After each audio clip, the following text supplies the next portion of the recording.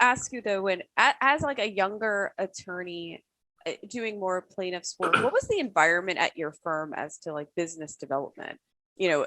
Like, was there pressure on you to, go out there and gain your own clients? Well, our firm is relatively small. I mean, we're about 15 lawyers. Okay. And so the more senior lawyers usually brought in the business, but the plaintiff's work had not been a traditional part of our practice. It just kind of happened. And we were pretty careful about the plaintiff's work we were doing. We sent about 70% of the people that came to see us away because we thought it didn't fit with what we were doing.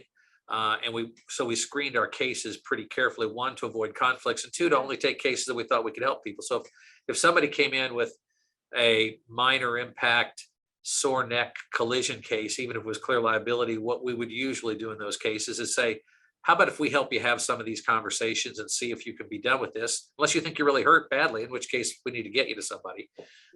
And help them get through it that way, and they just not bill for it. But there is pressure, but not crazy pressure, because the more senior people in our office had plenty of work to do. Mine just kind of naturally developed. But what I find is not so different from what Matthew Queen talked about in your earlier podcast. Getting out and talking to people, figuring out what you know, figuring out what you want to do, and I remember somebody telling me early on, your specialty becomes what your biggest client needs you to do. And if we could answer questions before people had to ask them, and we made their job easier, that was what we found was the best way to develop business. So even as young lawyers, when we would be doing seminars or presentations or meeting with clients or meeting with larger groups, we would want our younger lawyers also to be part of those so they could show off their expertise as well.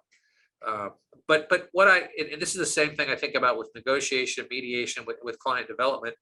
And I tell people this when I'm teaching negotiation to law students. I'll tell them, if you remember nothing else other than this, please remember this. You want to make it as easy as possible for the other side to do what you want them to do.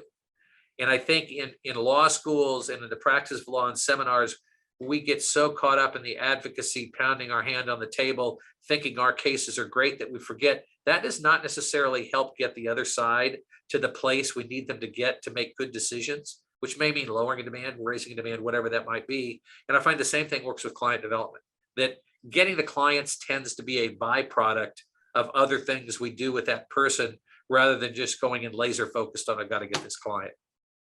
For sure. And I think going in with the sole intention of just like gaining a client, I think that's almost like a recipe for disaster, because you're going in but kind of more selfish reasons than, hey, I want to figure out how to help you, and what is it that you need and you're lacking, and how can I help that for you and change it for you, more so than, I want a client, can you be mine?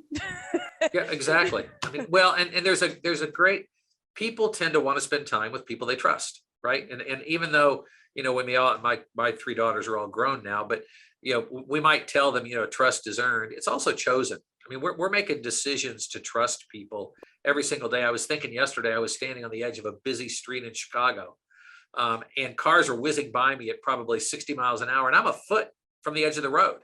Well, I'm trusting that those people aren't drunk, that they aren't texting, that they're not going to miss what they're doing and swerve off the side of the road and hit me. And I don't know any of them. So we are choosing to trust every day in certain ways. And I think that piece with the clients or potential clients, there's a trust equation that I find incredibly helpful that a guy named David Maister came up with. The equation is trust equals, and the numerators are on the top line, is credibility plus reliability plus vulnerability. Those are the three entities on the top, or the three topics on the top. And the bottom is self-focus underneath the line. And so and it kind of goes to what you were just saying, if I lower my self-focus and don't make it all about me, trust goes up. So if I don't go in saying, I got to get this client, or if I don't treat a case when it comes in as an asset, as opposed to a problem to be quickly solved for the benefit of my client, then that's saying, okay, I may make less money this time, but it is a profession, and my job is to deal professionally with those people. So as I become more vulnerable, trust goes up. As I focus on myself less, trust goes up. And if I do those two things, which might seem a little bit counterintuitive, then I'm more inclined to have a client want to work with me. I had a great conversation with a lawyer. It was a big piece of litigation with a boatload of money involved. And it was with one of the senior litigators at a firm in Chicago. And we knew this mediation was going to take a lot of time. It was set up over the course of several months, and we were going back and forth and going up for in-person meetings. It was before COVID, and also doing things in between. And we got to the last day where it looked like it was tipping towards settlement. And he came in and he said to me, he said, this case is going to settle today because it makes sense for our client. It's a good decision. But by settling it today, we're probably giving up $3 to $5 million in fees. And he was not saying that like we ever considered doing it otherwise. He was just stating a fact. But the fact for him was the way we do business at this law firm is we represent clients well, and we're not going to treat this case as a $3 to $5 million asset. We're going to treat this case as one that we're going to wrap up for our client because it makes sense and our client wants it wrapped up. But that's not the way everybody does business. And if a client perceives otherwise, they're not going to want to do business with you.